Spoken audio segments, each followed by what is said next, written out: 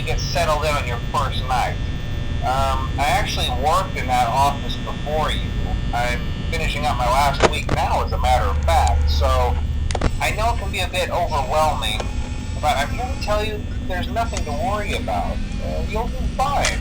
So let's just focus on getting you through your first week, okay? Let's see. First, there's an introductory greeting from the company that I'm supposed to read. It's kind of a legal thing, you know. Welcome to Freddy Fazbear's Pizza, a magical place for kids and grown-ups alike, where fantasy and fun come to life. Fazbear Entertainment is not responsible for damage to property or person. Upon discovering that damage or death has occurred, a missing person report will be filed within 90 days or as soon as property and premises have been thoroughly cleaned and bleached and the carpets have been replaced. Blah, blah, blah. Now, that might sound bad, I know, but there's really nothing to worry about. The animatronic characters here do get a bit quirky at night, but do I blame them? No. If I were forced to sing those same stupid songs for 20 years and I never got a bath, I'd probably be a bit irritable at night too. So remember, these characters hold a special place in the hearts of children and we need to show them a little respect, right? Okay. So just be aware, the characters do tend to wander a bit. They're left in some kind of free roaming mode at night. Something about their servos locking up if they get turned off for too long. They used to be allowed to walk around during the day too, but then there was the bite of 87. Yeah, it's amazing that the human body can live without the frontal lobe, you know? Now, concerning your safety, the only real risk to you as a night watchman here, if any, is the fact that these characters, if they happen to see you after hours, probably won't recognize you as a person. They'll most likely see you as a metal endoskeleton without its costume on. Now, since that's against the rules here at Freddy Fazbear's Pizza, they'll probably try to forcefully stuff you inside a Freddy Fazbear suit. Now, that wouldn't be so bad if the suits themselves weren't filled with cross beams, wires, and animatronic devices, especially around the facial area. So you can imagine how having your head forcibly pressed inside one of those could cause a bit of discomfort and death. The only parts of you that would likely see the light of day again would be your eyeballs and teeth that pop out the front of the mask. Yeah, they don't tell you these things when you sign up. But hey, first station of the breeze. I'll chat with you tomorrow. Check those cameras and remember to close the doors only if absolutely necessary. Gotta conserve power. Alright, good night.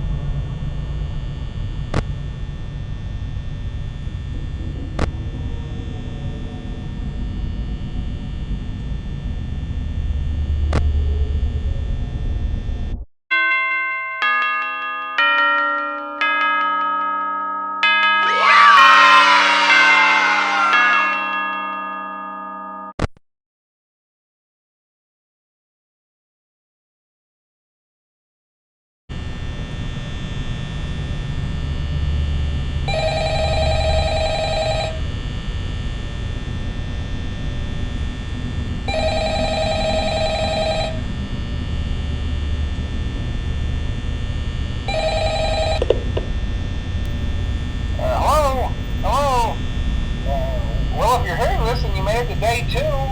Congrats. I won't talk quite as long this time since Freddy and his friends tend to become more active as the week progresses. It might be a good idea to peek at those cameras while I talk, just to make sure everyone's in